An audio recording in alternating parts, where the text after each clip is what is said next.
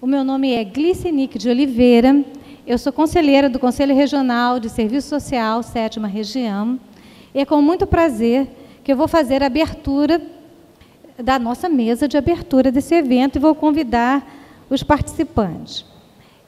Eu gostaria, nesse sentido, de convidar a professora Claire Marcossin, diretora da Escola de Serviço Social da Universidade Estadual do Estado do Rio de Janeiro.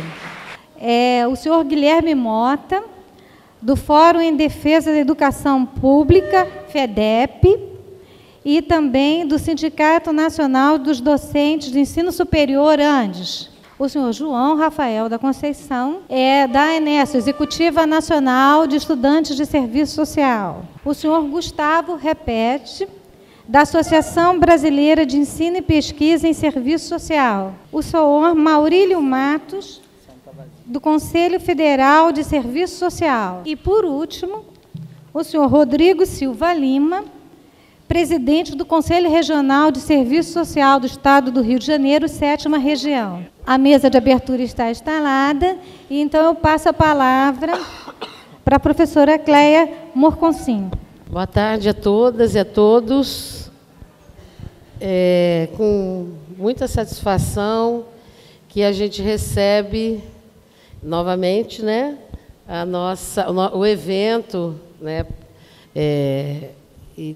enfim, toda essa atividade que se refere exatamente ao Dia do Assistente Social, que é amanhã, né, e a gente fazendo o CRES, trazendo sempre o debate, fazendo com que este dia, né, e esse mês seja exatamente um mês de reflexão e de avanços em nosso conhecimento, em nosso debate sobre a sociedade brasileira, sobre a realidade em que nós vivemos e sobre a nossa profissão. É com muito prazer mesmo que nós, da Faculdade de Serviço Social, estamos aqui com vocês. E gostaria, então, de cumprimentar o Guilherme, que é companheiro do ANDES, o Sindicato Nacional dos Docentes do Ensino Superior, e também professor da UERJ. Ele é nosso professor aqui do Instituto de Matemática e Estatística. O Rodrigo, que é o presidente do Conselho Regional, vou falar pela ordem. O Gustavo, né, da ABEPS, o João, Enesso, né, e o Maurílio, do Cefes, que também é nosso professor aqui, aos professores e professoras aqui da faculdade também, cumprimentar aos estudantes, aos assistentes sociais, enfim, a todas e a todos. Nós estamos... É muito importante a gente fazer esse debate num momento em que a gente está vivendo em nosso país, no mundo e em nosso país, né?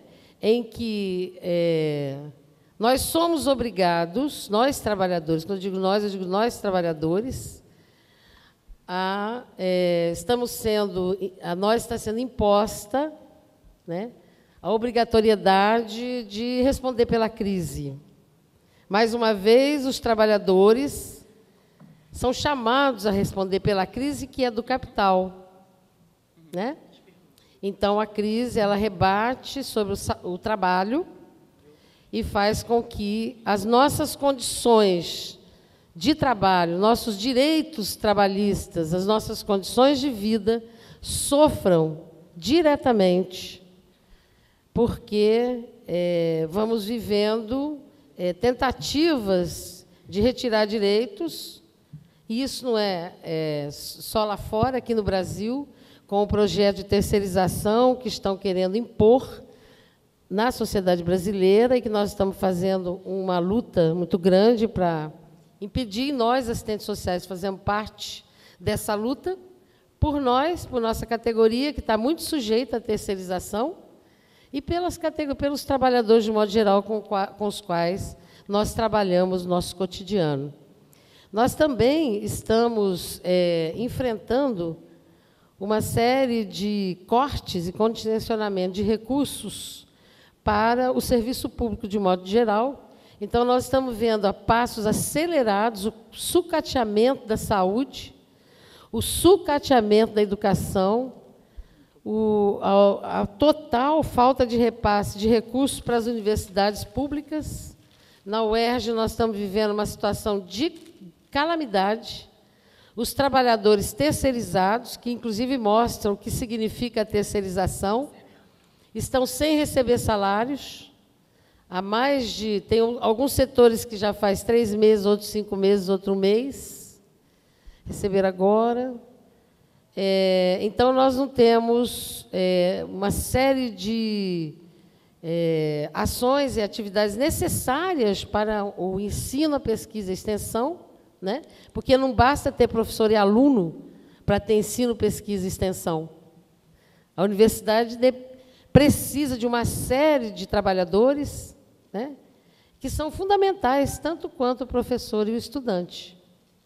Então, nós estamos vivendo, hoje nós estivemos andando em alguns andares aí, o lixo se acumulando e funcionando poucos elevadores. Demorei para chegar aqui, teve muito a ver com isso. Então, interfere na qualidade do nosso trabalho, interfere na qualidade do ensino, e também nós estamos vendo trabalhadores privados do seu direito mais básico no trabalho, que é o salário. Essa é a situação que nós estamos vivendo, e nós não vemos nenhuma fala do governador a respeito disso, nem do reitor. Nós estamos, de fato, vivendo uma situação muito grave. E, assim, a gente fica feliz de estar recebendo vocês aqui, para que vocês, inclusive, possam compartilhar com a gente, né? A gente possa falar sobre isso e a gente possa pensar um pouco como é que nós vamos nos organizar, enquanto categoria, para lutar no nosso país por direitos, para materializar os direitos, pelas políticas sociais públicas que estão sendo sucateadas, né? E por nossos direitos enquanto trabalhadores. Sejam muito bem-vindas e bem-vindos, né? E parabéns ao CRES por mais esse evento importante para a nossa categoria. Boa tarde, obrigada. Boa tarde a todas e todos. Em nome do Fórum de Defesa da Educação Pública e do Antissindicato Nacional, queria agradecer pelo convite de participar desse evento do CRES. Nós vivemos uma conjuntura difícil aqui na UERJ, eu também sou professor daqui dessa universidade, uma conjuntura muito difícil, e onde a única possibilidade e a única esperança que a gente pode ter reside em nós mesmos, né? Reside na nossa luta e na nossa disposição para enfrentarmos essa conjuntura difícil que, em particular, os setores de educação têm vivido. Nós também, né, percebemos e ficamos muito felizes e satisfeitos por termos companheiros e companheiras aqui do serviço social, assistentes sociais, que fazem do seu dia a dia um dia a dia de luta, né? Um dia a dia em que a atividade profissional e a luta pela melhoria das condições de vida, não só dos assistentes sociais, mas de toda a população, ela está amplamente integrada. Aqui na academia, né, eu sou professor aqui do Instituto de Matemática e Estatística, daqui da UERJ, particularmente do Departamento de Ciência da Computação.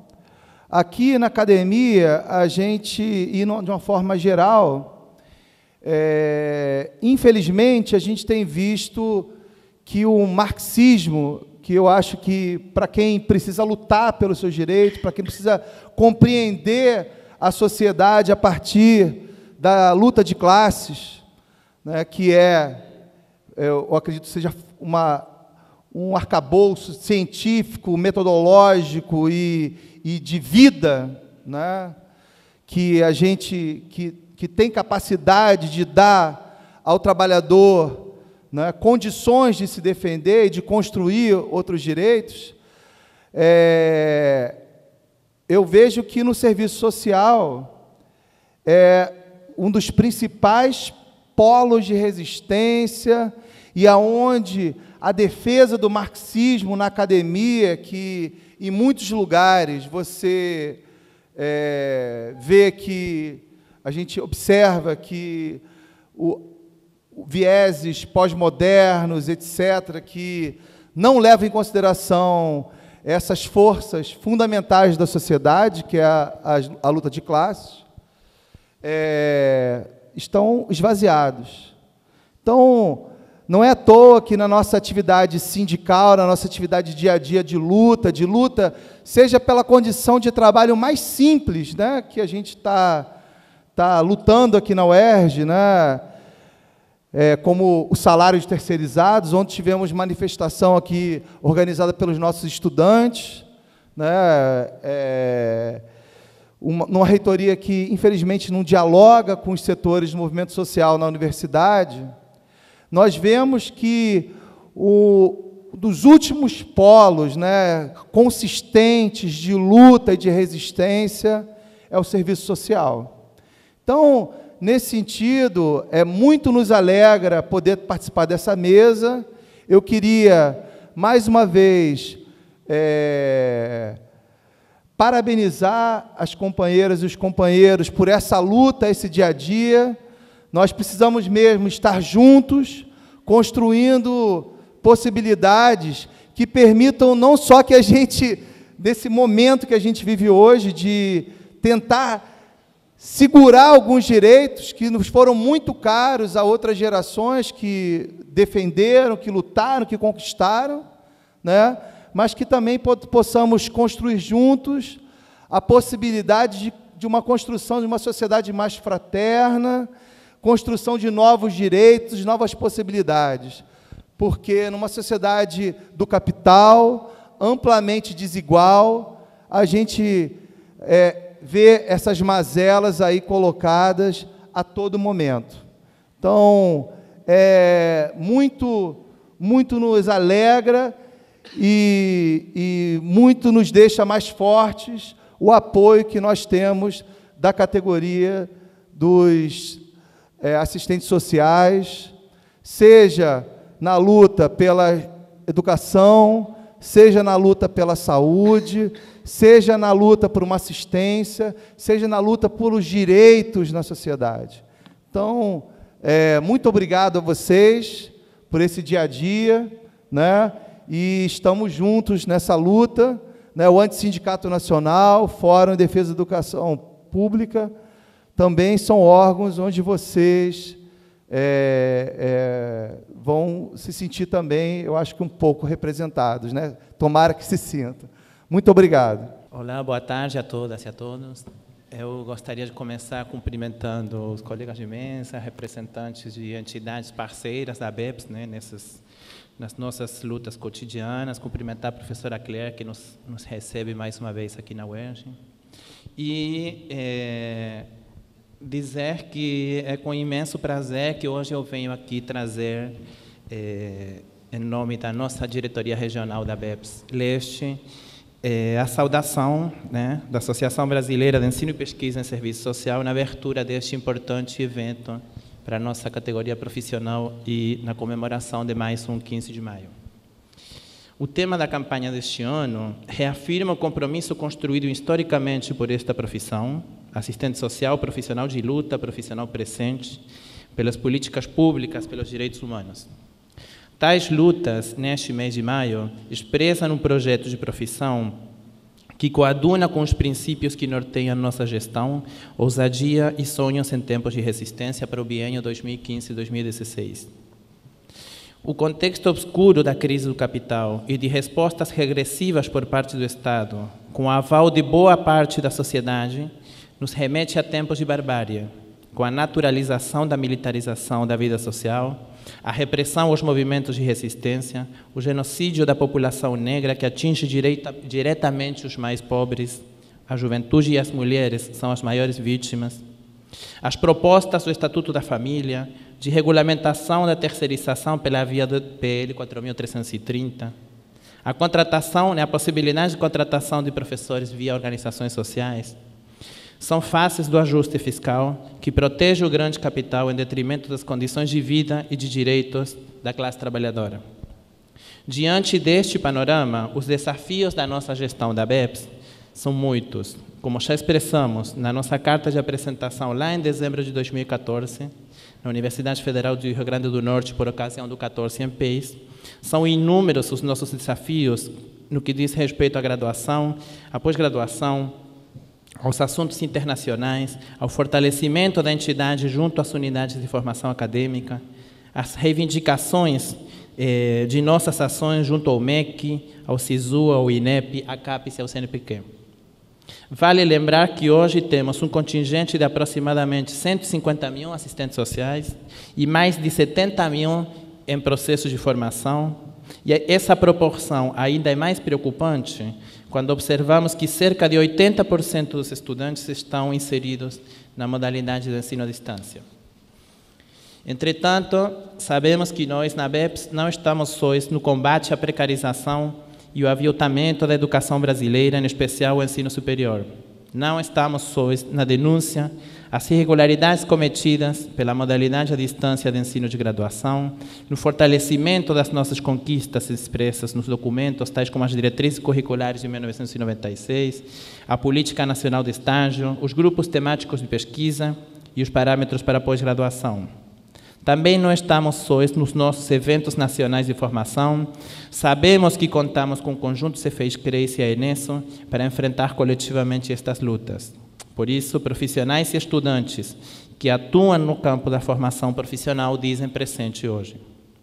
Na ABEPS Leste e Nacional, estamos convencidos que a participação de cada um de nós nos debates, nas ações, nas lutas sociais, na assiduidade dos pagamentos da anuidade das escolas e dos sócios individuais, é imprescindível para o êxito das ações da BEPS. Reforçamos que é também responsabilidade docente articular a BEPS junto às unidades de formação acadêmica, auxiliando na capilaridade da entidade, na construção e ou revisão dos projetos político-pedagógicos, nos estágios supervisionados, na divulgação da revista Temporalis, entre outras ações que coloquem a BEPS como sujeito político na formação dos assistentes sociais. Somente com a ação e o fomento de todos os segmentos que compõem a BEPS é que a entidade ganhará força nas UFAs e que as unidades de formação acadêmica se fortalecerão suas propostas de formação acadêmica, coerente com o projeto de formação e exercício profissional que vimos construindo nos últimos 50 anos. Esta gestão da BEPS 2015-2016 tem como prioridade o enraizamento de suas ações junto às unidades de formação acadêmica. Nossa Regional Leste está chamando a todos para participação nos eventos e em nossas reuniões de articulação, o que nós chamamos de reuniões ampliadas. Realizamos uma primeira reunião ampliada em 24 de abril da nossa regional na Universidade Federal de Ouro Preto, no campus de Mariana. Lá nós apresentamos nosso planejamento nacional, discutindo e construindo coletivamente algumas ações que nos envolvem diretamente enquanto regional. Realizaremos nossa segunda reunião ampliada em Vitória, no estado do Espírito Santo, em 26 de junho, e no mês de setembro será a vez da reunião ampliada no Rio de Janeiro, ocasião na qual serão todos convidados. Deixamos aqui o convite para todos se unirem na BEPS na luta pela defesa da universidade pública, gratuita, democrática, presencial, de qualidade, socialmente referenciada e universal, articulando ensino, pesquisa e extensão. Se unirem na luta conosco contra a precarização e aligeramento da formação profissional, na defesa do trabalho docente com qualidade, contra o produtivismo e a competitividade nas unidades de formação acadêmica. Se unirem a nós no posicionamento contrário aos cursos de graduação à distância e à precarização do ensino público e privado na modalidade presencial, ao mestrado profissionalizante, na defesa do projeto ético-político profissional, compreendendo a unidade entre formação e exercício profissional e a articulação entre graduação e pós-graduação. Deixamos também o convite antecipado para participarem conosco da Oficina Nacional da BEPS, que ocorrerá na cidade do Rio de Janeiro entre os dias 4, 5 e 6 de novembro de 2015, quando todos também serão devidamente convidados. Finalmente, convido a todos e todas a realizarem sua filiação individual à BEPS, como forma de fortalecer a nossa entidade na defesa do projeto profissional que defendemos. Enfim, os desafios são muitos, a BEPS está à disposição, contem conosco, porque é preciso ousadia e sonhos em tempos de resistência. Hoje, nós, trabalhadores do Serviço Público Federal, estamos paralisados, estamos em luta, então eu deixo também o convite a todos e todas para se unirem conosco ao findar esse evento no ato centralizado que ocorrerá na Cinelândia. Muito obrigado, que tenhamos todos uma ótima tarde de debates e parabéns para todos nós por esse 15 de maio. Obrigado. Boa tarde a todos e todas. Eu sou João Rafael, representante da Coordenação Regional da Executiva Nacional de Estudantes de Serviço Social, a ENESO. Sou estudante da Unirio. Quero aqui agradecer ao CRES pelo convite, de ter um representante da Executiva, que é um demonstramento do reconhecimento da importância do movimento estudantil para o conjunto das discussões da categoria. E quero lembrar também que esse seminário contempla uma deliberação do conjunto Cefes-CRES, que está organizando discussões acerca do sigilo profissional em âmbito local, para posteriormente estar pensando o seminário nacional de sigilo profissional, que vai ser realizado, salvo engano, no Mato Grosso do Sul, Cuiabá.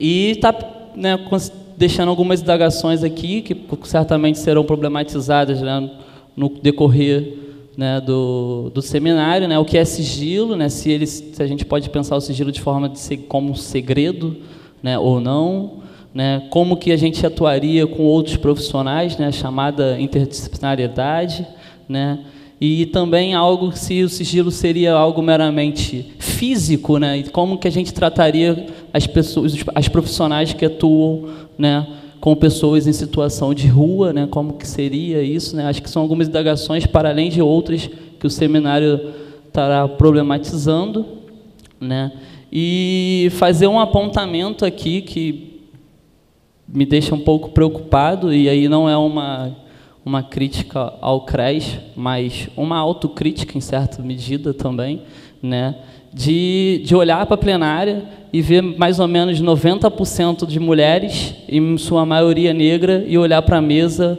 uma ampla maioria de homens e brancos. Acho que a gente tem que estar problematizando isso, Obviamente, a gente nunca vai encontrar...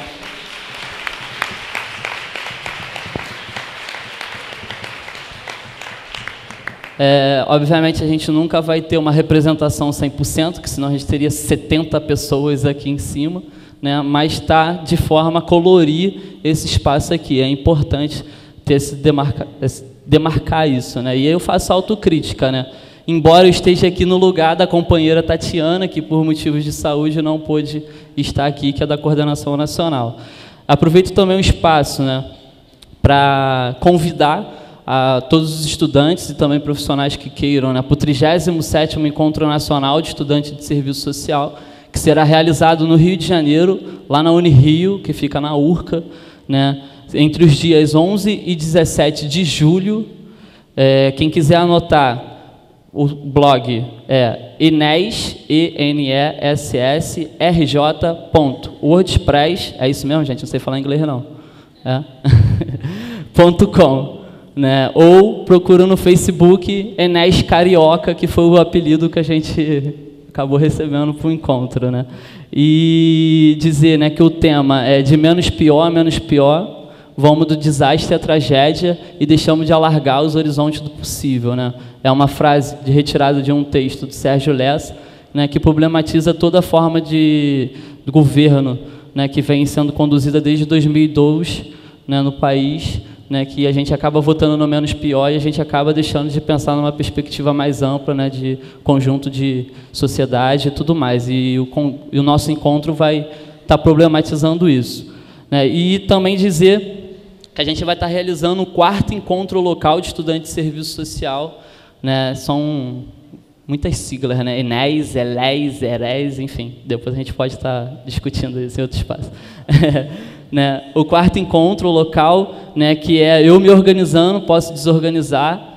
A gente está repetindo o tema do último, que foi em 2013, porque a gente está percebendo uma necessidade de reorganização do movimento estudantil de serviço social, né, tendo em vista a grande dificuldade e o avanço do neoconservadorismo e de setores de direita dentro do próprio movimento estudantil, né? Isso é algo que a gente tem que estar problematizando, né, e o Rio de Janeiro tem que estar pautando essa questão, né, não como vanguarda, mas, de fato, a estar priorizando esse tipo de discussão. Vai ser realizado nos dias 12, 13 e 14 de junho, na UFRJ ou na Unirio. A gente ainda está negociando com as respectivas direções, né, de escola, mas, a princípio, serão esses 2 locais, né, e mais em frente a gente vai estar convidando, né. Então, eu me sinto contemplado pela fala dos companheiros e da companheira aqui na mesa única, né, tem que demarcar, né, e avaliação política, acho que a gente tem que estar pensando também, para além da questão do sigilo, né, como que a categoria está se organizando, né, no movimento sindical, acho que isso é muito importante,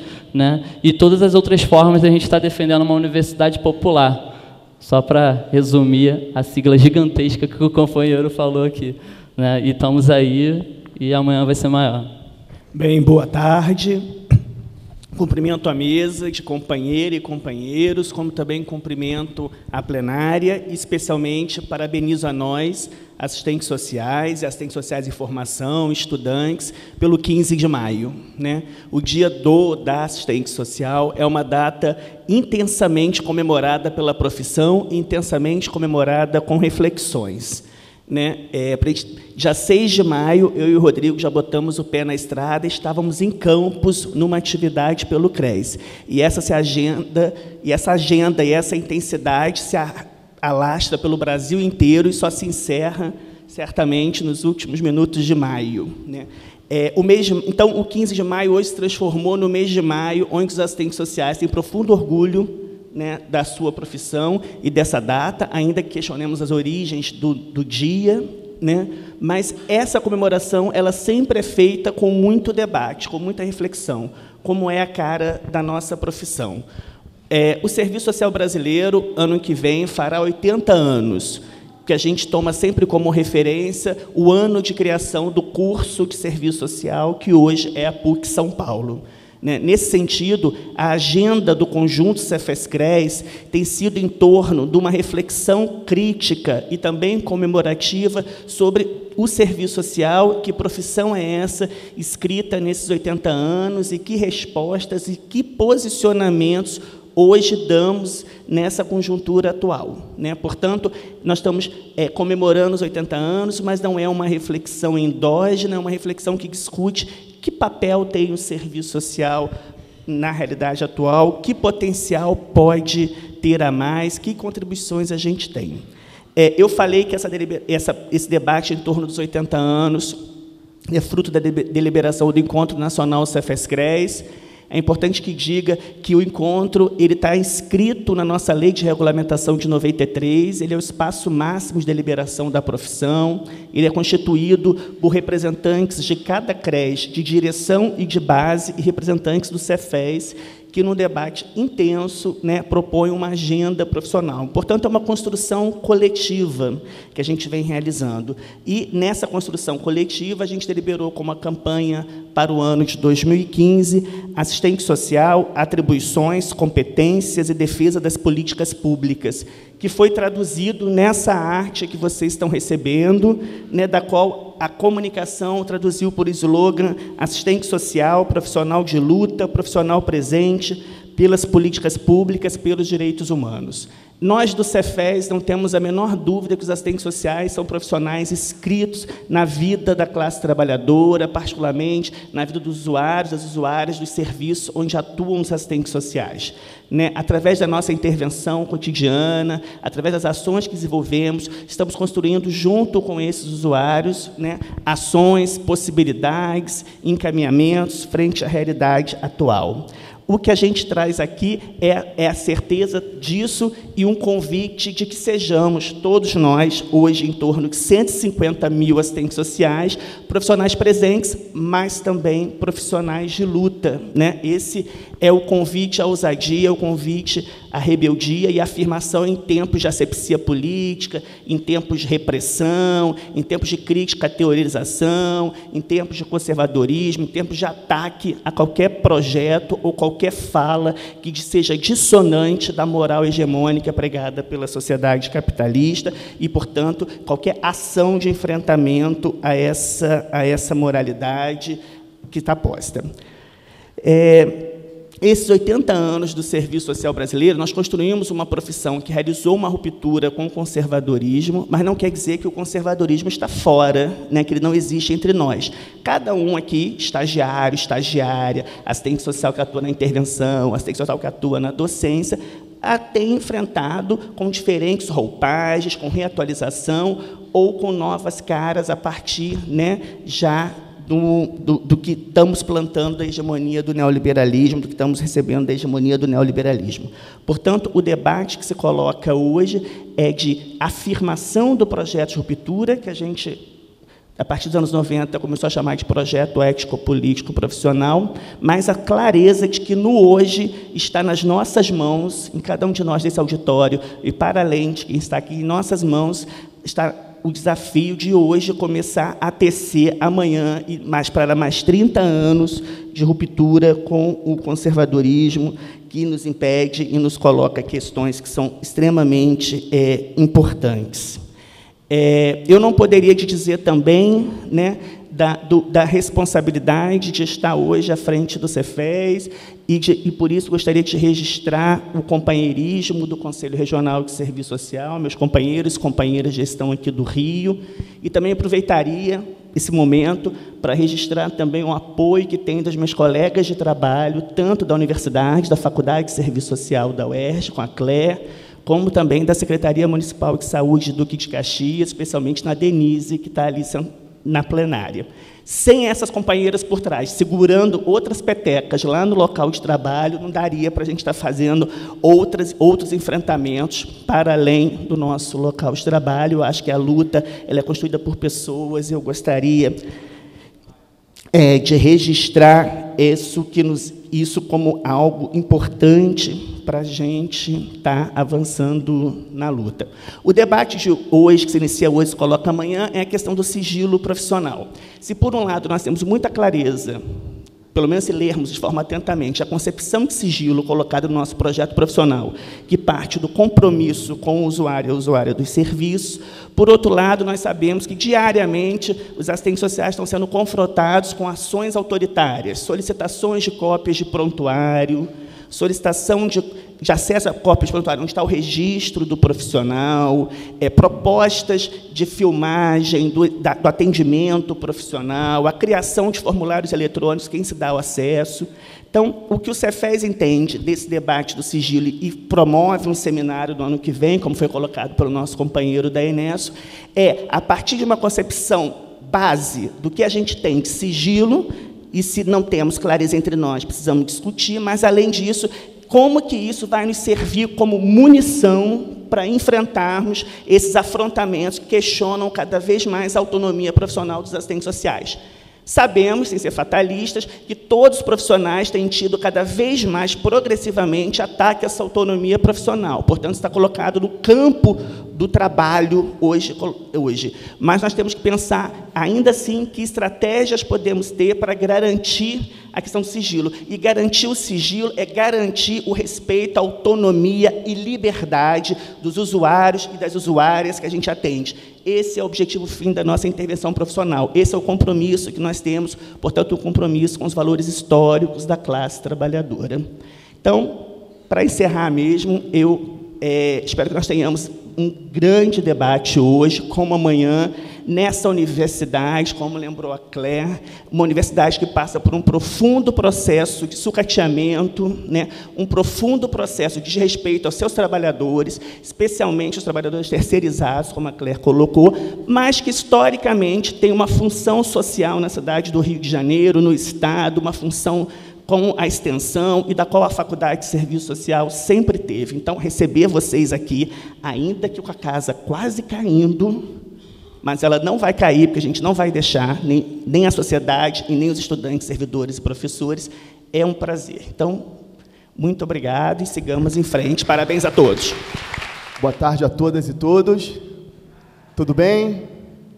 Gente, é uma felicidade enorme recebê-las e recebê-los. Quero cumprimentar a companheira Claire, Guilherme, Maurílio, João, companheiro Gustavo, e todos vocês, todos os membros da diretoria, nossos funcionários, a UERJ por ter cedido o espaço, enfim, vocês que se deslocaram para vir aqui para participar desse seminário, que é hoje e amanhã, como foi bem lembrado aqui pelo Maurílio. Dizer da alegria, né? A gente completa 1 ano de gestão, então estávamos aqui ano passado tomando posse, um momento também muito emocionante, e desse ano a gente realmente teve aí alguns desafios, algumas questões para a gente poder aprofundar, dar continuidade ao trabalho que já vinha sendo desenvolvido, e é uma alegria enorme hoje estar aqui junto, mas o fato de a gente ter alegria não significa dizer que a gente tenha muita coisa para comemorar. Então, é entender o momento de celebração, de visibilidade da nossa profissão, de todas as assistentes sociais, de todos os assistentes sociais do Estado do Rio de Janeiro, nesse momento e no conjunto de atividades que acontecerão ao longo desse mês. São 28 atividades, 4 seminários, 19 minicursos, 5 oficinas. Então, realmente 4 seminários estaduais, 19 minicursos e 5 oficinas. Então, isso mostra um pouco a magnitude que o mês de maio tomou e a necessidade de a gente estar junto, aprofundando, refletindo questões que, de certa forma, nos inquietam no exercício profissional. Acho que o tema dessa mesa é um tema muito provocativo, mas é importante sinalizar um pouco o que vem acontecendo ultimamente, né? E está muito em voga a questão do conservadorismo. Importante a gente começar a sinalizar que o capitalismo é uma sociedade brutal. O capitalismo é uma sociedade brutal. E o cenário do conservadorismo não é algo novo. Acho que essa é a primeira questão para a gente poder, de certa forma, pensar o que isso tem a ver com essas dimensões do exercício profissional, que vai rebater na atribuição, que vai rebater na competência, na nossa luta constante pela defesa das políticas públicas e no tema desse seminário, que é a questão do sigilo profissional. O conservadorismo é algo muito maior que o determina, é uma expressão da luta de classes. A gente, de certa forma, observa aí tentativas, de certa maneira, de minimizar a questão da luta de classes, que é uma questão presente e que é central aí nos nossos debates e nas nossas avaliações. Esse conservadorismo, que não é algo novo, ele se expressa num arco amplo, heterogêneo, bastante tosco, por sinal, que vai desde os barrigas verdes lá da ação integralista até os atuais coxinhas, né? Como a gente, de certa forma, passou a intitular segmentos conservadores na sociedade.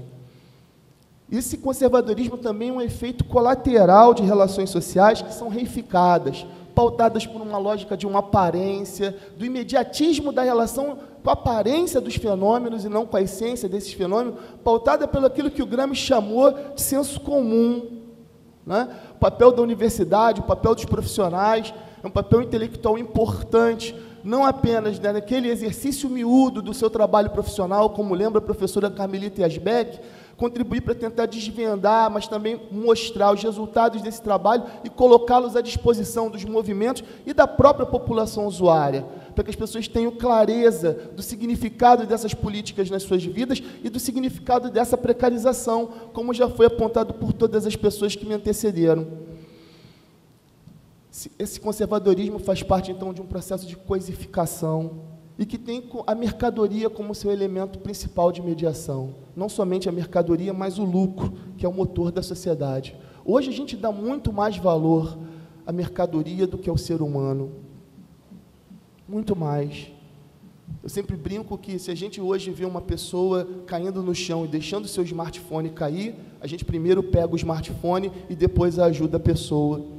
E provavelmente, às vezes, a gente nem ajuda a pessoa, só pega o smartphone e vai embora.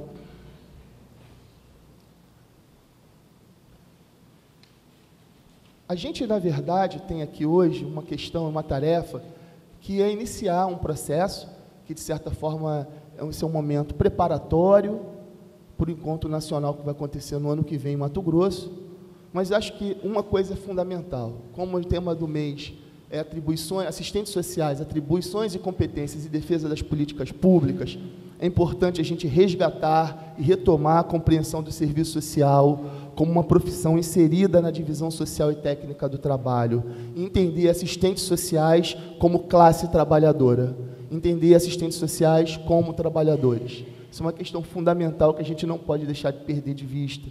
Então, nesse sentido, a gente pode identificar que existe, tanto na academia como nos diversos espaços socioocupacionais, a necessidade de um aprofundamento maior sobre a questão das atribuições, das competências, sobre a questão do sigilo. Então, na programação do mês de maio, a gente tentou, de certa forma, identificar algum desses aspectos, que são aspectos sinalizados pela categoria, que vem participando dos 12 núcleos que nós temos espalhados hoje, que dão conta de acompanhar os 92 municípios do estado do Rio de Janeiro. Importante falar sobre isso, do empenho, do vigor, do brilho nos olhos de todos os diretores, de todos os assistentes sociais que vêm participando desses núcleos.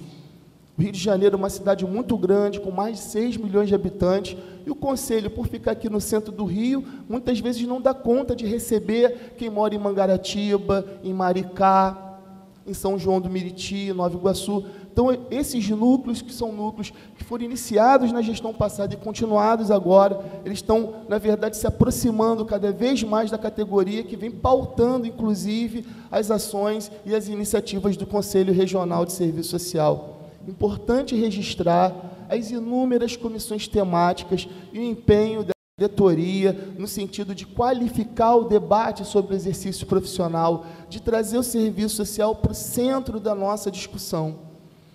E, por último, eu gosto muito de poesia, e no ano passado eu fiz uma poesia grande, e agora eu quero retomar um pedacinho dela, que foi inspirada em Guimarães Rosa, que fala sobre a questão da coragem.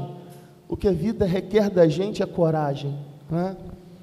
Então, é mais ou menos assim, a nossa coragem vem do exemplo da classe trabalhadora, que faça chuva, faça sol, no frio, no calor, acorda de madrugada para trabalhar, vem da tenacidade do compromisso político de todos os membros do conjunto Cefes-CRES. A nossa coragem é inspirada na disposição de pessoas que não cedem suas convicções, daquelas que são oprimidas pelo barulho insuportável do despertador, espremidas cotidianamente nos transportes públicos de horror, que tem exaurida sua alegria e melhor energia, e que é duramente reprimida e criminalizada nas ondas insurgentes das manifestações. Nossa coragem vem das mulheres e dos homens com baixos salários e em péssimas condições de trabalho, dos terceirizados, dos precarizados, em contratos temporários e que vêm ameaçados os direitos trabalhistas e de seguridade social.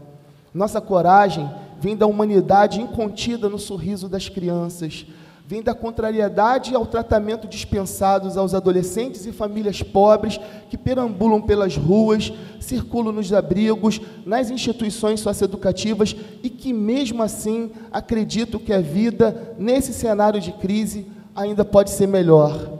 Fazendo um parênteses na poesia, a nossa coragem vem do exemplo dos professores de lá do Paraná, vem do exemplo dos professores da UFRJ, da UERJ, da UF, servidores, funcionários terceirizados, vem dos assistentes sociais que estão lutando em Araruama por conta de um edital torto, esquisito, que é contrário àquilo que a gente acredita, àquilo que a gente se manifesta.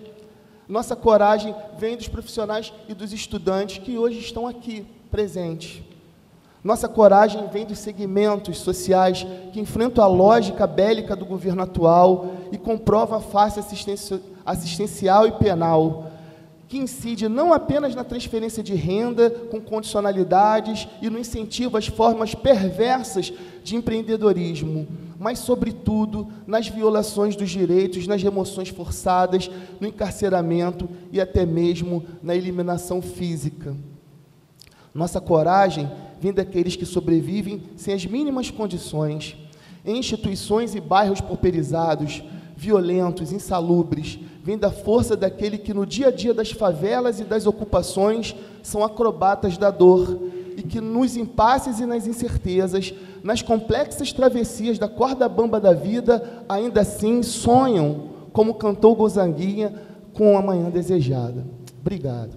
Então, gente, na nossa programação, assim, né, o tema do nosso mês de maio, Ciências Sociais, Atribuições, Competências e Defesa das Políticas Públicas. Então, nesse primeiro seminário estadual de Serviço Social e Sigilo Profissional, eu tenho alegria, um enorme prazer, eu quero que vocês salvem com uma calorosa recepção a professora doutora Assistente Social, Lúcia Barroco, professora da PUC de São Paulo.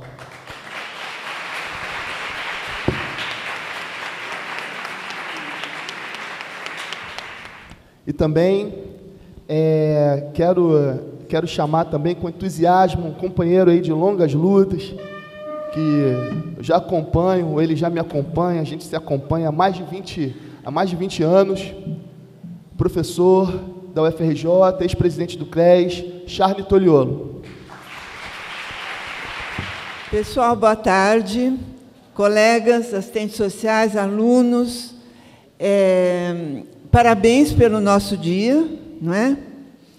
E eu quero agradecer muito o convite feito pelo Rodrigo para estar hoje aqui com vocês. Também fico muito feliz de estar presente nesse evento. Quero dar os parabéns para o CRES Rio de Janeiro pela iniciativa e espero também que vocês tenham um seminário bastante proveitoso hoje e amanhã, né, que vai continuar amanhã. Quero dizer também que estou muito feliz de estar aqui dividindo a mesa com o colega Charles, né? Enfim, eu quero dizer também que é a primeira vez que eu escrevo e reflito sobre esse tema do sigilo, tá?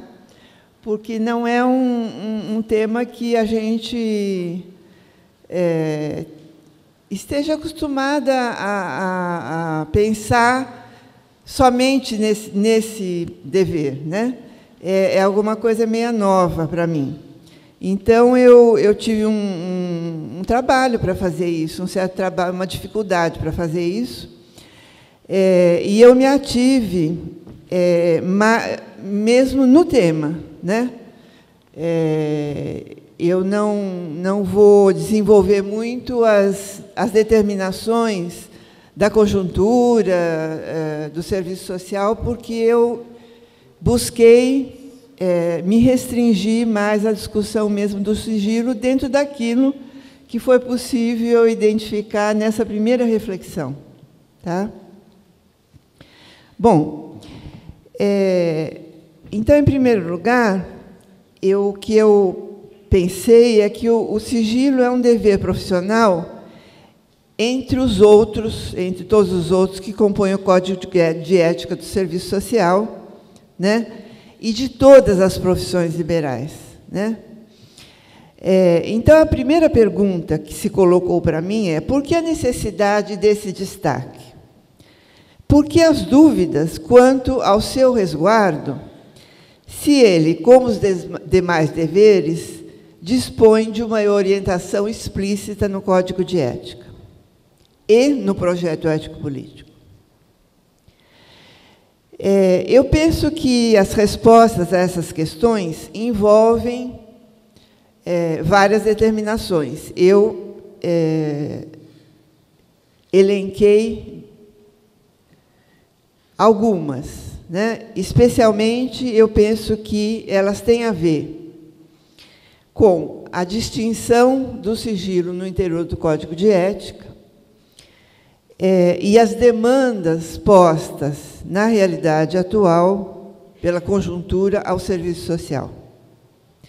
Penso que essas duas questões, esses dois fatores que estão pondo o sigilo, colocando o sigilo como uma questão emergente no debate do serviço social hoje. O Código de Ética tem uma coerência interna, né? O que quer dizer isso? Quer dizer que todos os deveres deles são remetidos a uma mesma referência teórica, aos mesmos princípios éticos e políticos, né? E aos mesmos valores. E todos os valores se relacionam entre si, né? Por isso, aquela minha pergunta inicial, qual é a especificidade a necessidade de discutir um dever especificamente, na medida em que todos eles têm a mesma referência, né? O que está trazendo esse valor ou esse dever de necessidade de explicitação que vá além da referência a esses princípios. Então, partindo dessa ideia de que o Código tem uma coerência interna a todos os deveres, inclusive o sigilo, eu penso que o sigilo tem uma distinção que não está presente nos outros, que é porque ele é o único dever que tem uma possibilidade de ser quebrado. Os outros deveres do Código não estão, para os outros não estão postos essa possibilidade, né? Então, acho que isso é uma distinção. Na minha concepção, o sigilo envolve tanto dever como direito. Ele é um dever e um direito. Por quê?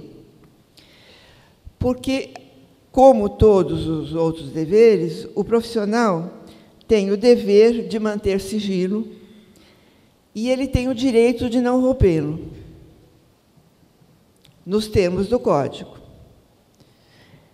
Ele tem o dever de assegurar também, ele tem o dever de assegurar o direito de cidadania do usuário, nos termos da Constituição Federal. É importante destacar que o significado, então, do dever. Quer dizer, eu comecei a buscar não discutir. Na medida em que o sigilo é um dever, como outros do Código, obedecer a ele, quebrar ou não o sigilo, no meu entendimento, não tem a ver com a questão de obediência à norma ou não obediência a uma norma, porque ela é norma, tá? Porque o Código não é legalista, a nossa ética não é legalista. No meu entendimento, isso tem que ser buscado na discussão do significado dessa obediência. Entende? Ou seja, eu comecei, então, a refletir sobre o significado deste dever, né? Desse dever e dos outros, dos deveres em geral do Código. Então, apesar de ser uma norma legal, né, o dever é passível de penalidades, né? Porque é assim, o Código tem vários deveres, mas exatamente ele é normativo por isso. Ele prevê também que, caso o assistente social não cumpra com aqueles deveres, ele pode receber certas penalidades, certo? Então, apesar de ser uma norma legal nos termos do Código, o dever é passível de penalidades. Mas, como eu falei, a perspectiva ética não é legalista, né? Ou seja, não supõe a obediência da norma em si mesma. O que quer dizer isso? Eu não obedeço à norma porque é norma, e eu obedeço porque sim. Não, eu obedeço porque eu tenho razões para obedecer. Existem razões para que as normas sejam acatadas.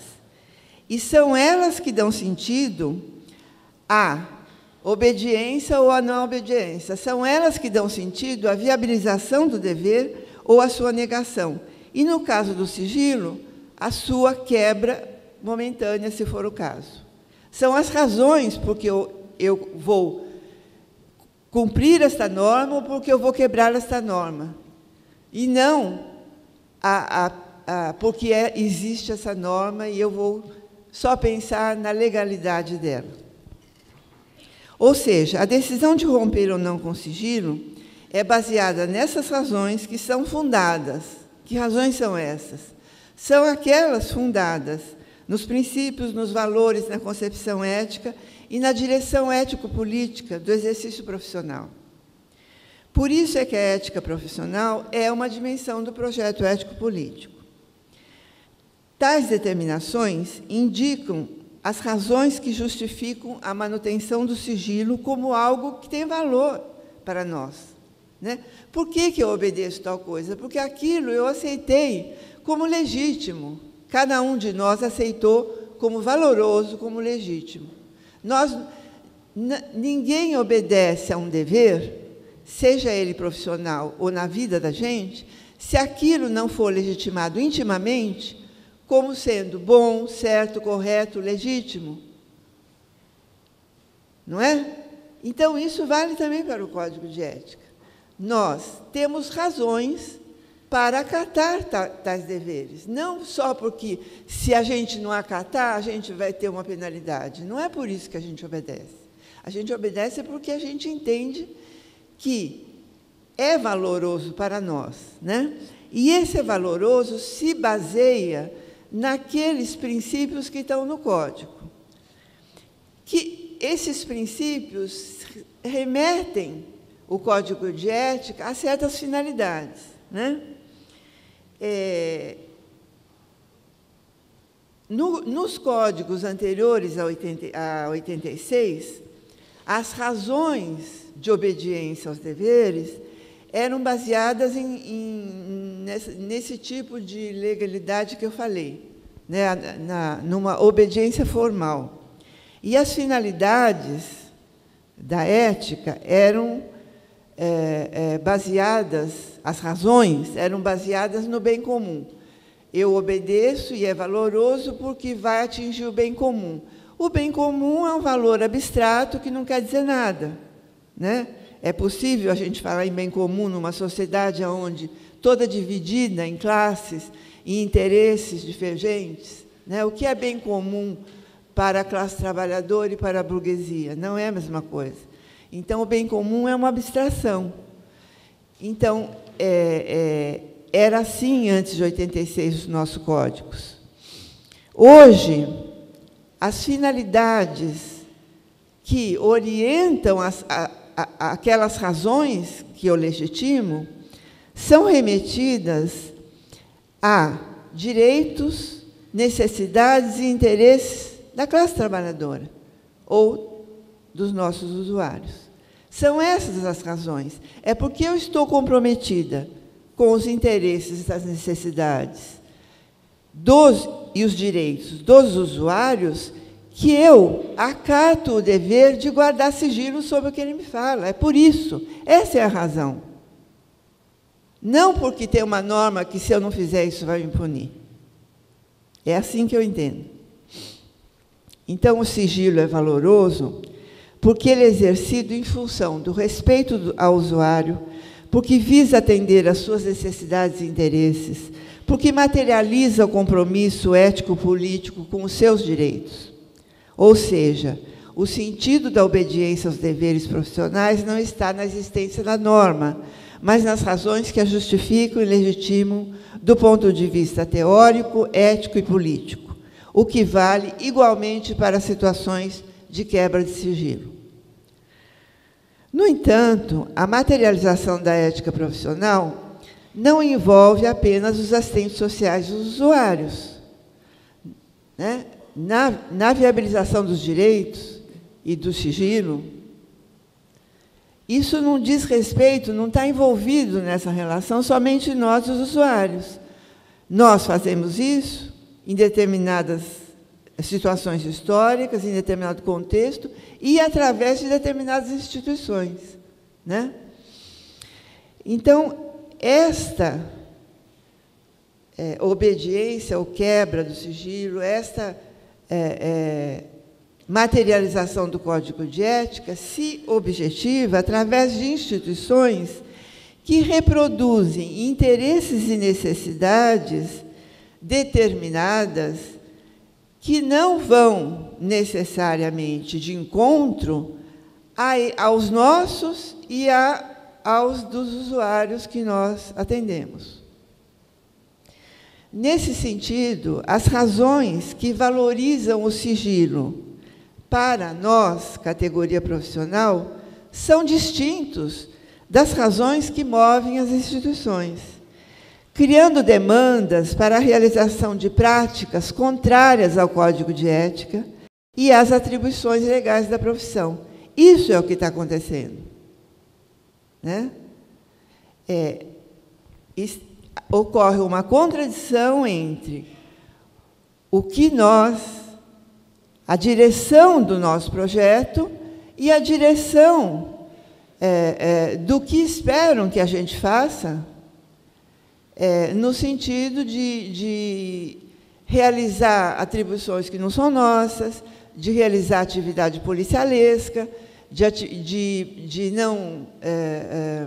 realizar uma prática em desacordo com o Código de Ética. Isso é um choque de interesses, é um choque de valores, determinado por determinações que são muito além de valores, são interesses econômicos, políticos, sociais.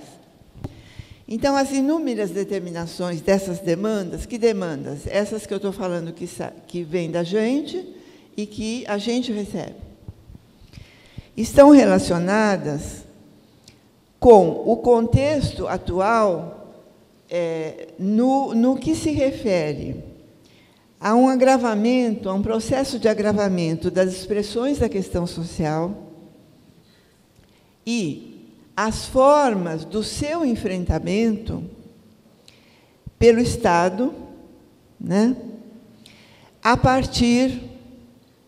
pelo menos a partir da ofensiva neoliberal dos anos 90. Então, a partir desse marco, não é que não ocorresse antes, mas a partir desse marco, que também se revela uma crise estrutural do capital, que vai se somando até hoje com outras crises do capital, nós temos um processo que está em curso de aprofundamento e degradação da vida social, das expressões da questão social, do trabalho, de reificação, que não dá para eu desenvolver aqui, mas que é uma barbarização da vida social em todas as suas dimensões, econômicas, sociais, políticas, culturais. E este processo vai rebater em cada país, em cada contexto, de uma forma, e, no Brasil, ele vai se expressar, a partir dos anos 90, numa forma muito peculiar, cultural, de instituição de uma cultura da violência e do medo social, que cria um clima social muito propício à legitimação de práticas, ideias e iniciativas de restauração da ordem. Isto é o conservadorismo, né?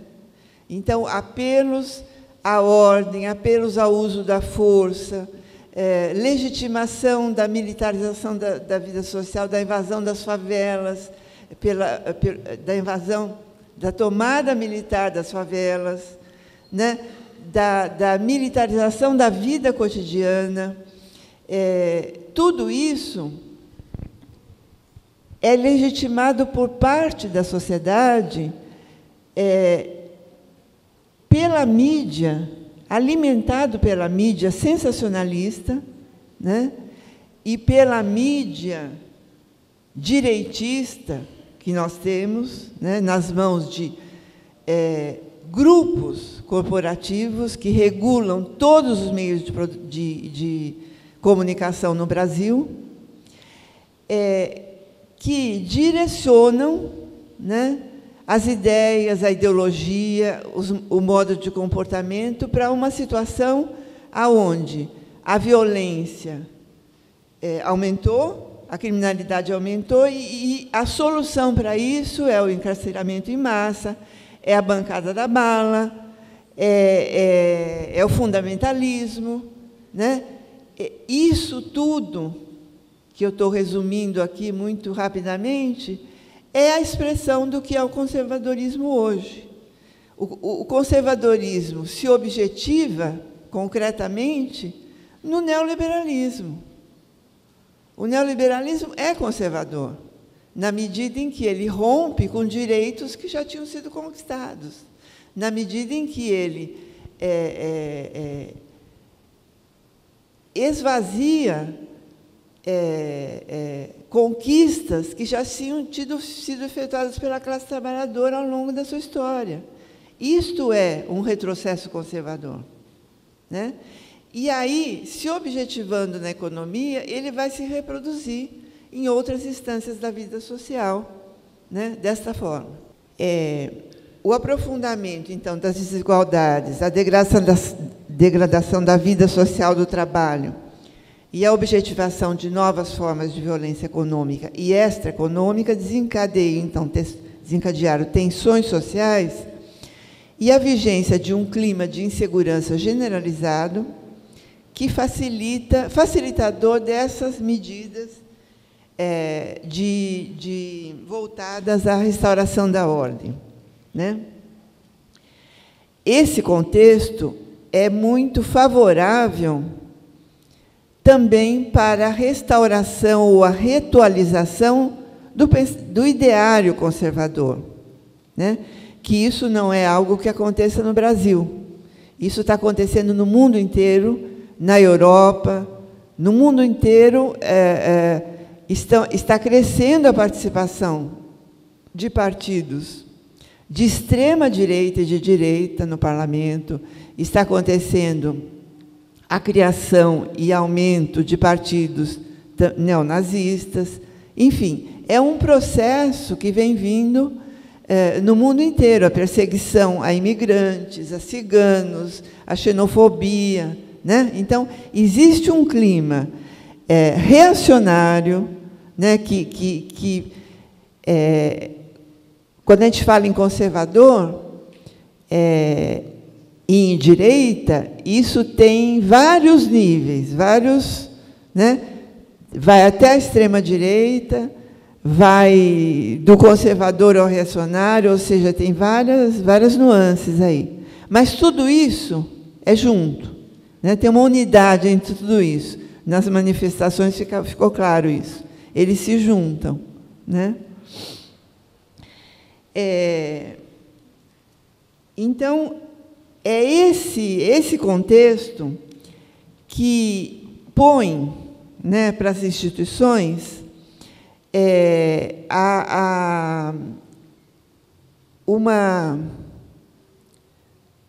um revival, como se chama, do conservadorismo. Então, a gente vê, é impressionante, a gente vê isso em todo lugar. Na universidade é muito visível, né? A PUC São Paulo, que foi, historicamente, eu já estou falando né? Historicamente, ela é considerada, sempre foi considerada, e foi, de fato, uma universidade democrática, né? Com o Dom Paulo Evaristo Ar, nós foi a primeira universidade católica que instituiu um processo de eleição democrática por toda a comunidade. Os bispos que controlam a Fundação São Paulo, que é a mantenedora da PUC, nunca foram contra, desde então, desde Dom Paulo, nunca recusaram a lista tríplice que a universidade entrega para eles com a indicação dos 3 nomes, eles sempre acataram o primeiro nome eleito pela comunidade, e pela primeira vez na história da PUC foi manchada por nessa última eleição, que rejeitou a nossa eleição democrática e nomeou a terceira colocada, porque é a indicação da Igreja.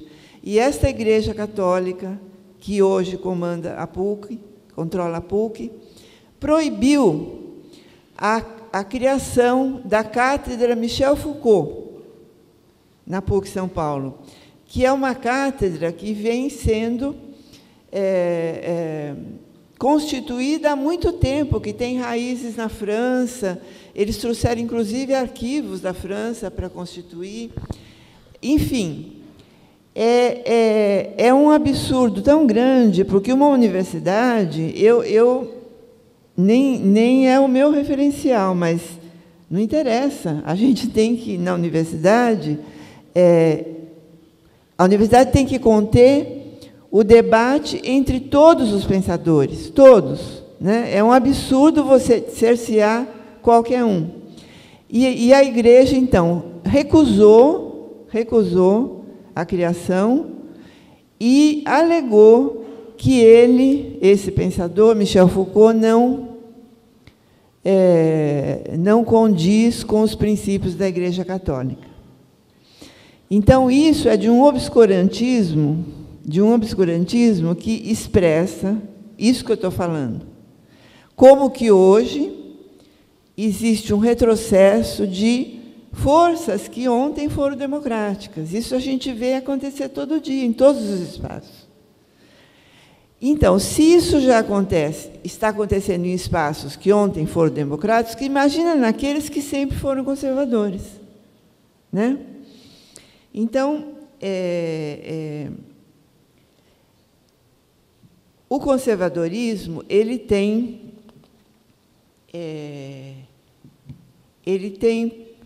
por característica avaliar moralmente a realidade. Então, as crises sociais, as expressões da questão social são analisadas segundo o ponto de vista moral. Elas sempre são decorrentes de alguma crise moral. A gente lembra, sabe disso, que na nossa história, exatamente pela influência da Igreja, nós, na origem do serviço social, entendíamos que a questão social era uma questão moral, né? E é isso mesmo. Até hoje, os neoconservadores fazem esta análise. O welfare state não deu certo porque foi uma crise moral que fez ele não dar certo, porque ele destruiu a família. E assim, né? Então,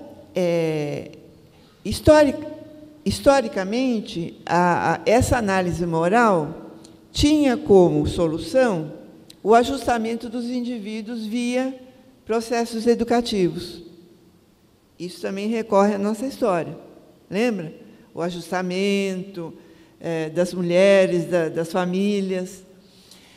Hoje, o que a gente observa é que o conservadorismo não tem mais nas instituições, ele não tem mais essa perspectiva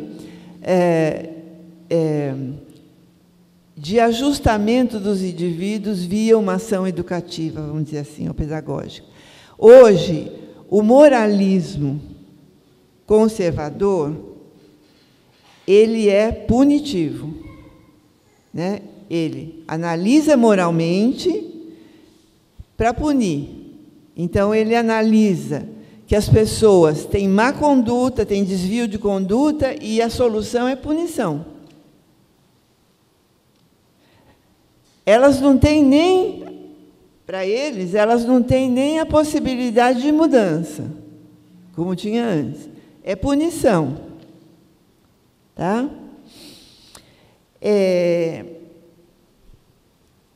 Então, essa cultura conservadora, reproduzida em todas as dimensões da vida social, ela vai se manifestar, especialmente nas instituições que viabilizam políticas e programas que envolvem diretamente os valores mais caros ao conservadorismo. a moral, a família, os costumes tradicionais e a propriedade privada.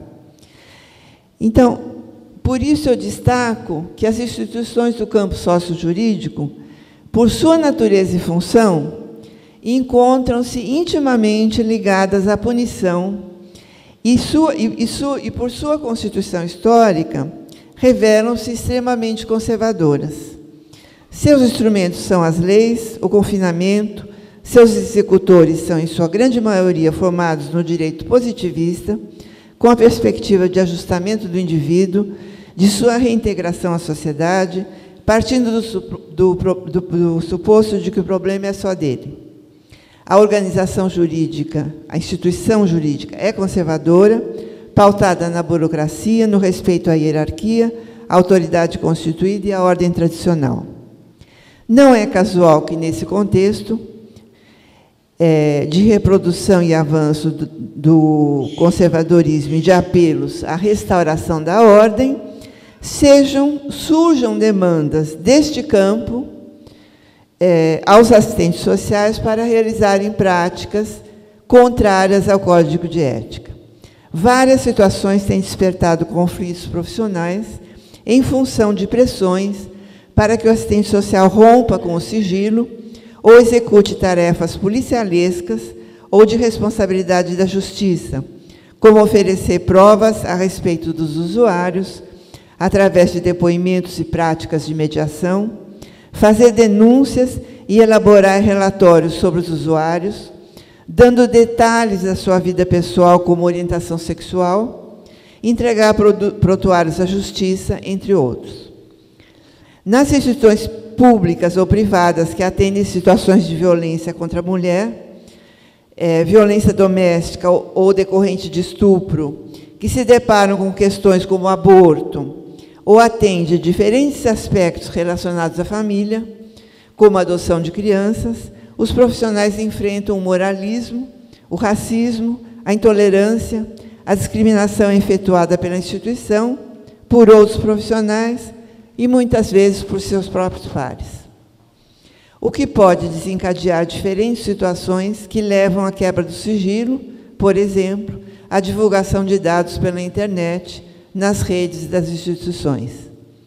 Ora, o interesse maior oculto na pressão exercida institucionalmente sobre a profissão é de que ela seja coadjuvante desse moralismo punitivo, ou de ações policiais de enfrentamento de questões vinculadas à família, aos costumes, à moral e à propriedade privada.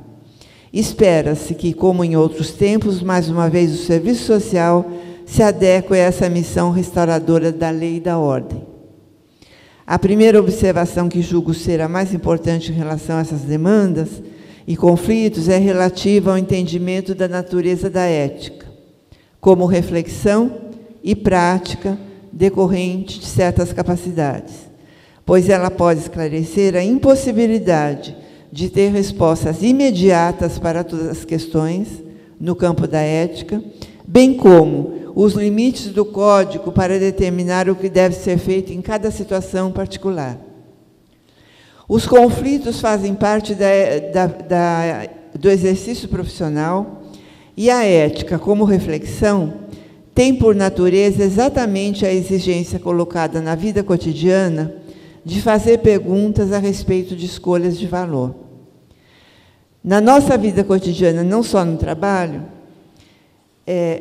a todo momento, nós nos deparamos com demandas que nos fazem indagar sobre o melhor caminho a seguir, sobre que opção tomar, ou seja, por questões a respeito de valor, o que é melhor, o que é mais certo. Na vida cotidiana, não só no trabalho, nos perguntamos sobre essas questões. Quando nos perguntamos, estamos exatamente nos exercitando como seres ético-morais, porque a ética é que põe essa necessidade de sair do imediato para refletir sobre a melhor opção. se nós perguntamos sobre a melhor opção e paramos para pensar, é porque existem alternativas, porque se não existissem, a pergunta nem se colocaria. Então, a ética, ela põe a pergunta, ela põe a necessidade da reflexão, e como capacidade ontológica, ela só permite escolher porque temos a capacidade de discernir conscientemente entre situações que envolvem valores, baseada numa referência que temos como positiva.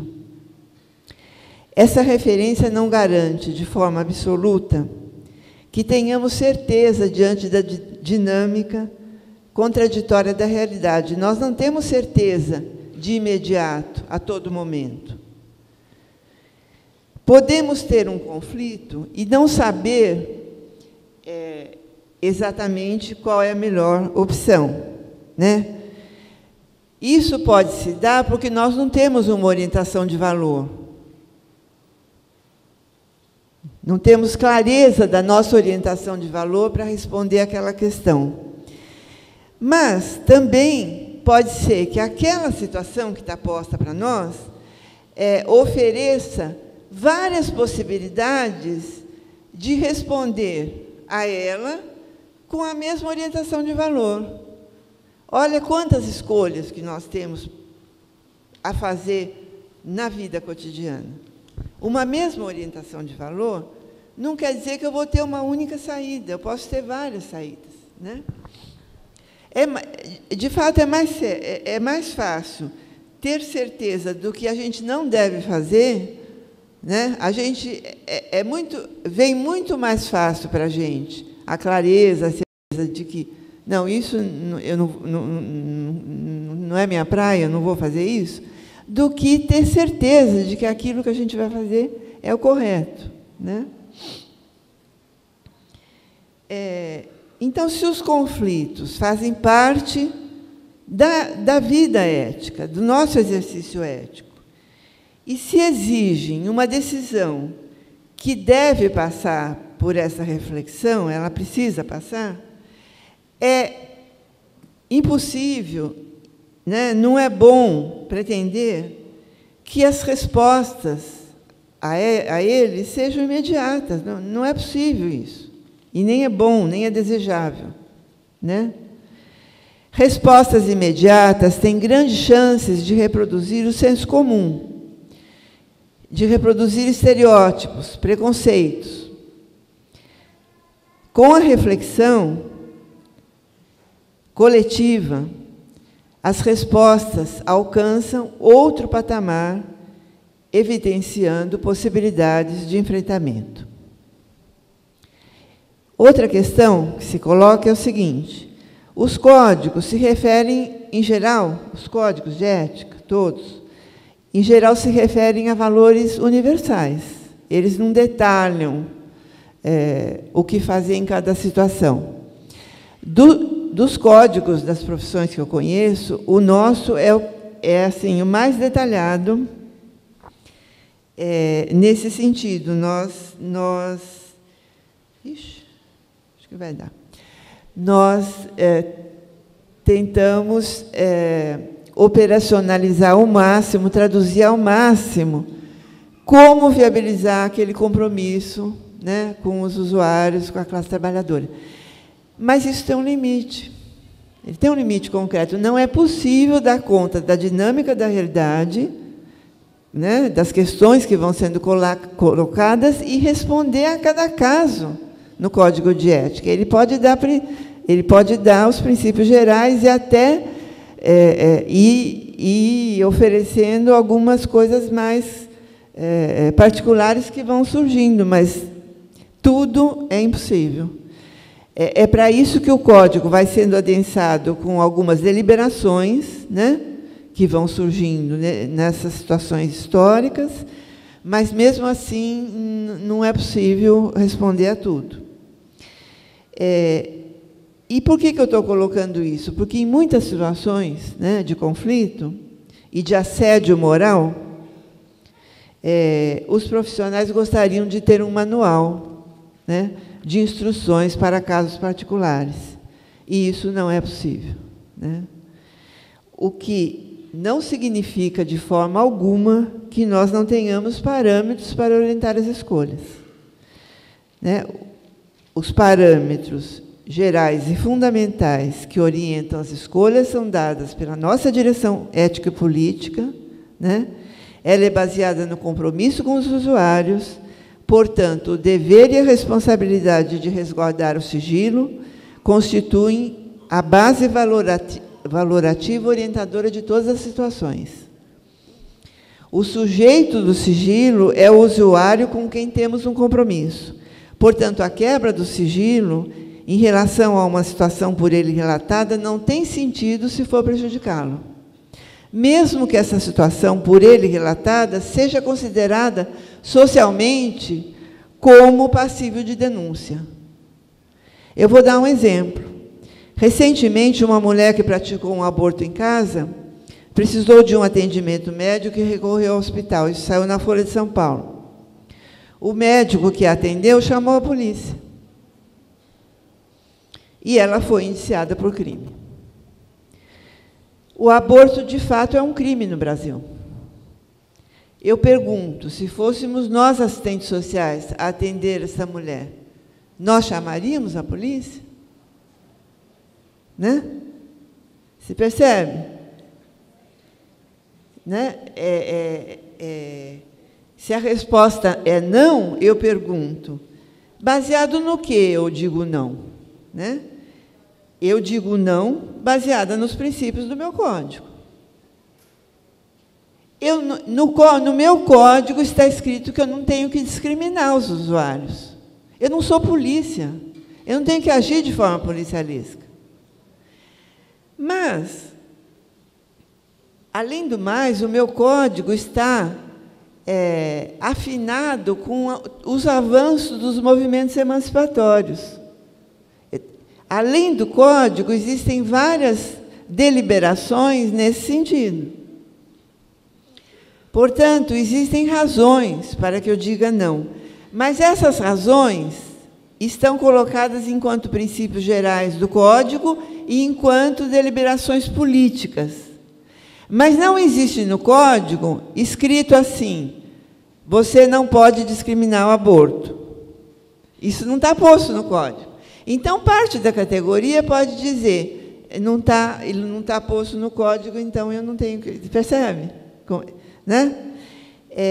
Então, parte da categoria pode dizer que não concorda com essa posição.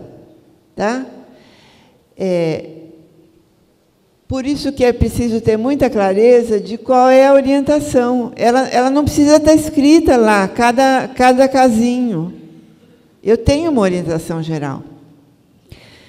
Bom, nosso projeto ético-político e a ética caminham na contramão dos valores e princípios que regem as demandas comprometidas com o capital e a ideologia conservadora. Mas é ilusório imaginar que o conjunto da categoria caminhe na mesma direção.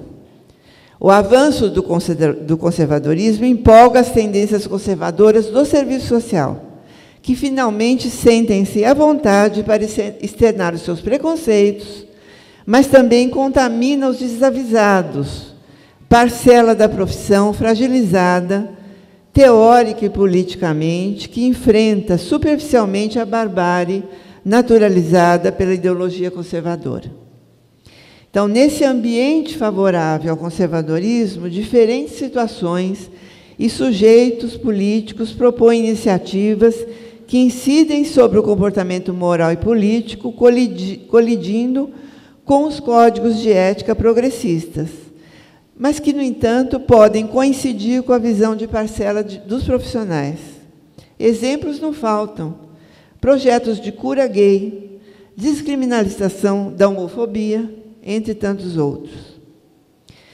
E, nesse sentido, é bom lembrar que o profissional muitas vezes reproduz práticas conservadoras sem que a instituição esteja demandando, é por sua própria iniciativa, de forma consciente ou não.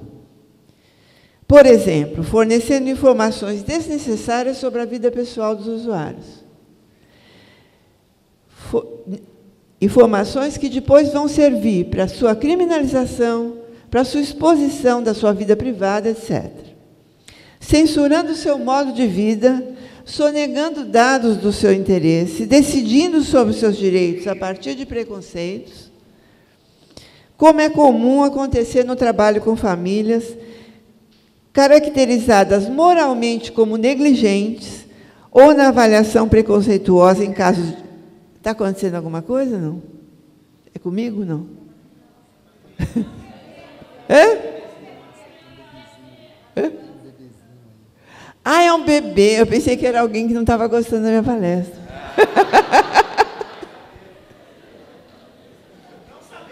É alguém que já estava... Não é o bebê, então, não é o bebê. Então, essa caracterização das famílias como negligente a priori, né? Na avaliação preconceituosa em casos de adoção de família, avaliados os pretendentes em função de orientação sexual, raça, etnia, etc. Então, para terminar, né, o que eu tenho a dizer é que essa herança que a gente tem do serviço social e que a gente busca romper há mais de 30 anos é mais um elemento limitador do fortalecimento do nosso projeto e que, mais do que nunca, nós temos que enfrentar, né? Então, em todas as situações em que autoridades e instituições pressionam os profissionais para testemunhar, apresentar relatórios, denunciar, depor, mediar, o sigilo deve ser preservado por razões já apontadas. Não somos agentes de polícia nem juízes. Não nos cabe colher provas em depoimentos sem dano, nem apresentá-las em relatórios. Não podemos fazer denúncias sobre fugas em presídios ou instituições fechadas. Não podemos censurar ou cercear as condutas. Se convocadas como testemunha, temos o direito assegurado no Código de comparecer e declarar que estamos obrigados a manter o sigilo. E se for uma situação limite, por exemplo, a entrega de prontuário por exigência judicial, já sabemos de antemão que nenhum relatório que se encontra na instituição, seja em registro da equipe ou em arquivos virtuais, deve conter informações que possam prejudicar o usuário. A força deste posicionamento, ela tem como medida as decisões coletivas respaldadas pelas nossas entidades, pelo Código de Ética, pela nossa lei de regulamentação, pela Constituição Federal, e as decisões individuais, elas não têm força, elas têm que ser discutidas coletivamente, né? E, inclusive, eu entendo que nós podemos antecipar as ocorrências, já que nós já sabemos que existem essas situações, nós podemos antecipá-las, né? Através da promoção de debates como esse, né? E de outros espaços de discussão, e penso que existe mais uma possibilidade de enfrentamento, que é o da denúncia, né? Se está existindo assédio moral, nós precisamos denunciar. Portanto, é possível enfrentar essas demandas, enfraquecendo a sua crítica, criando formas de enfraquecimento da sua ofensiva, recusando seus apelos moralistas, denunciando as suas ingerências e alargando as bases democráticas e emancipatórias do nosso projeto na luta pela hegemonia. Não esquecendo que esse desafio não está descolado das lutas mais gerais do nosso projeto e das forças sociais que, na sociedade, lutam, das forças sociais da classe trabalhadora e das forças progressistas, que lutam pela superação de todas as formas de opressão, de exploração, de alienação, na direção do acúmulo de forças no horizonte da superação da barbárie para a construção de uma sociedade socialista. Obrigada.